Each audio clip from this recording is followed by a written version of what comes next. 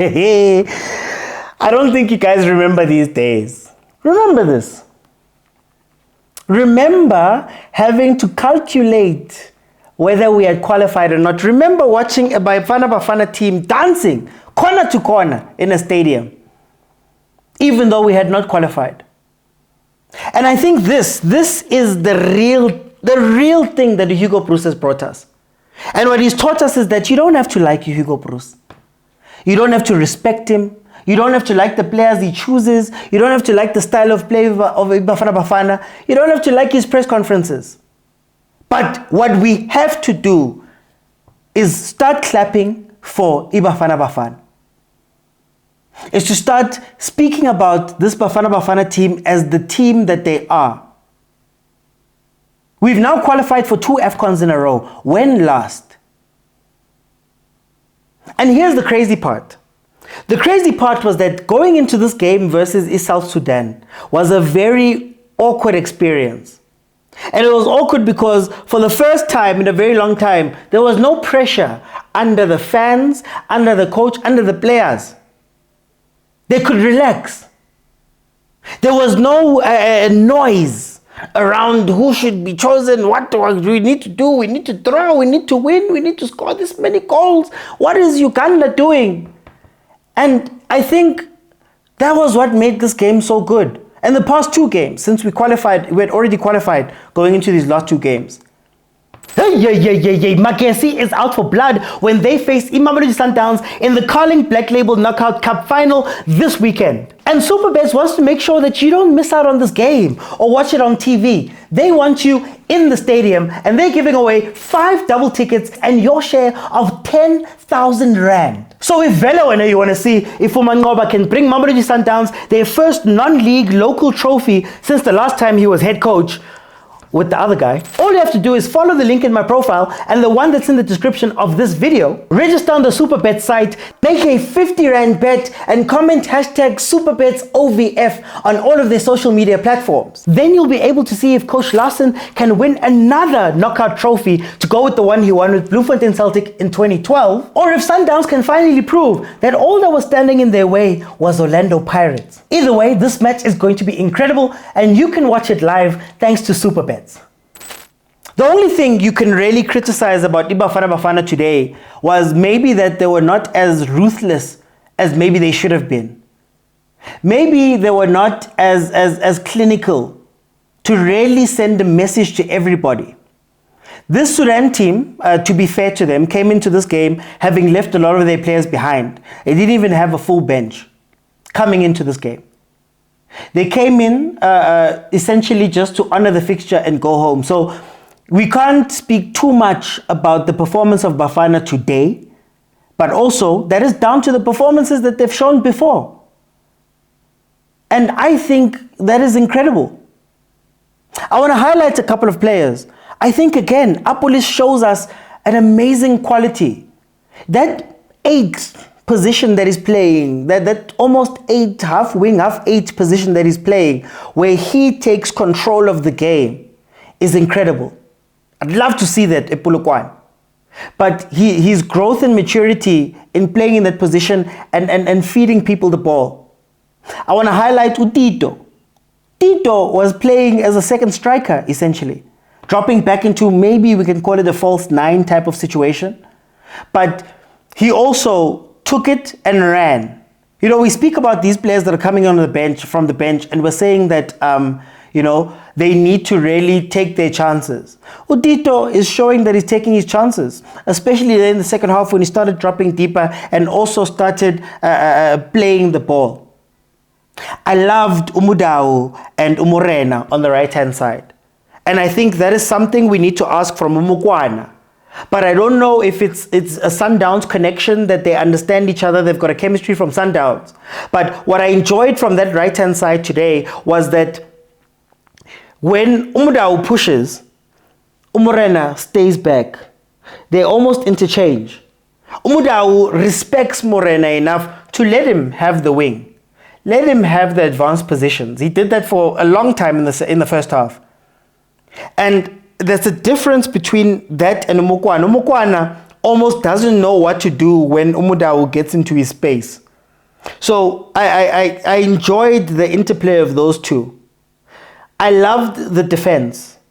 And maybe the difference between a Chiefs Dortley and a Bafana Dortley is Pasadine, who plays that left back role masterfully.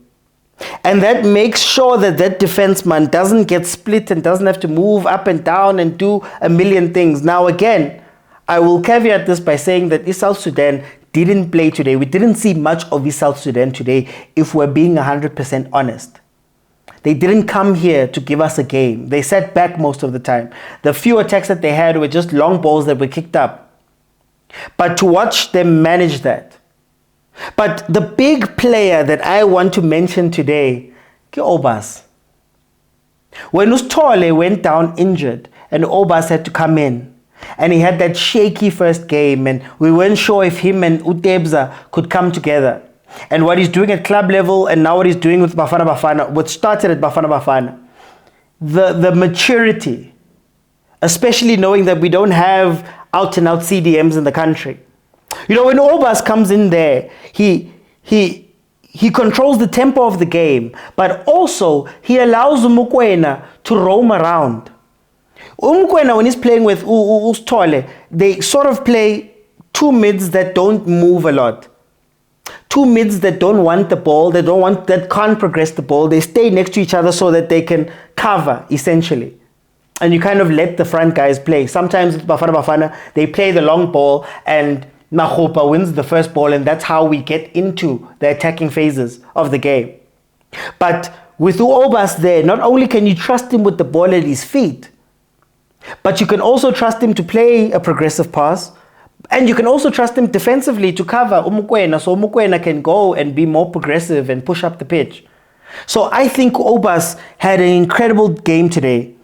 My man of the match would have to be, I'd say, Umorena. It's between Umorena and Apolis for me. Umorena, Apolis, and Obas. But I want to mention Umorena again because of the type of dynamic attacking he gives us.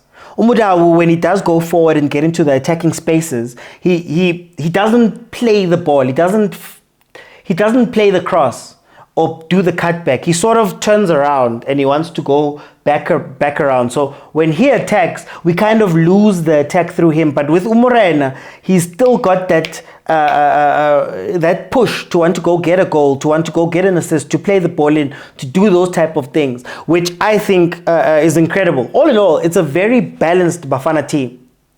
When we speak about the team itself and the starting lineup, I'm not going to lie to you, I was a little bit disappointed in the selection of the first team. Not their play or not what I expect from those guys. But I still feel as though Bafana lacks a bench component of players that are ready to come in. So it took a game versus Andorra and it took a game versus Uganda. The first game we played with Motaung, for example. It took those two games for him to realize that maybe I do need to bring in a Chain. I do need to bring in a Stevens.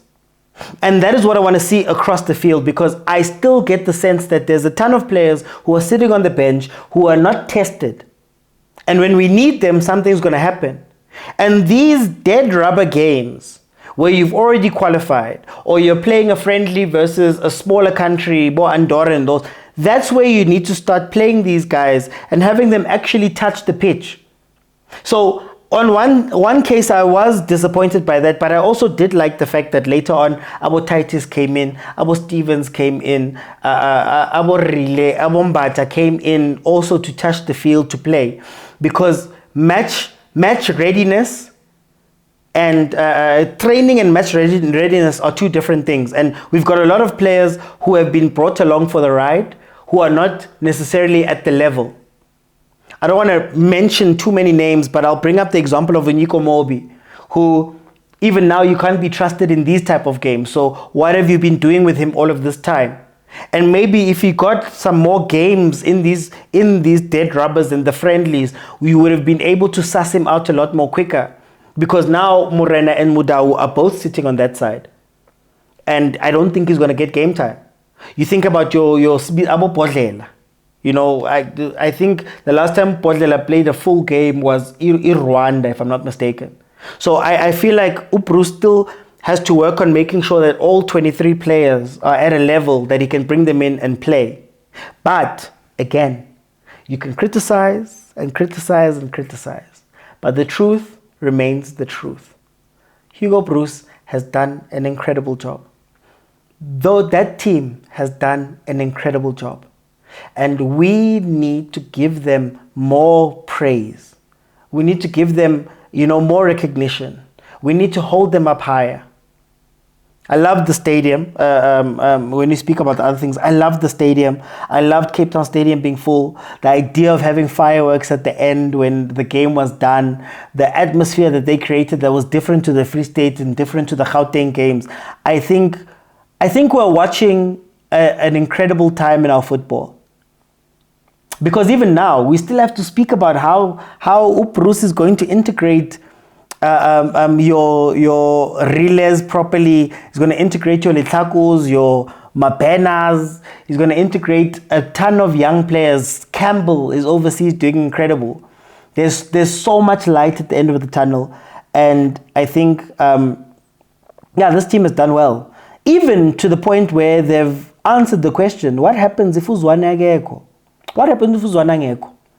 What happens if Zwane, for whatever reason, hakhone khudlala that day?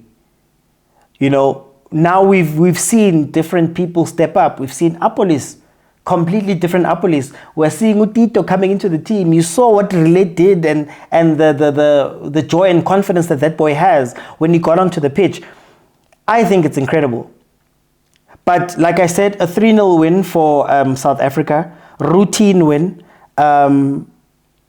Maybe could have scored more goals to highlight or maybe have an exclamation point to this whole journey that we've been taking with Bafana. But so proud of the boys, so proud of Hugo BROOS, so proud of the country also, the people who are starting to turn around and really support that team, and they really do need it. Not much else you can really say about the game. So thank you guys for joining me. I'll see you on the next one.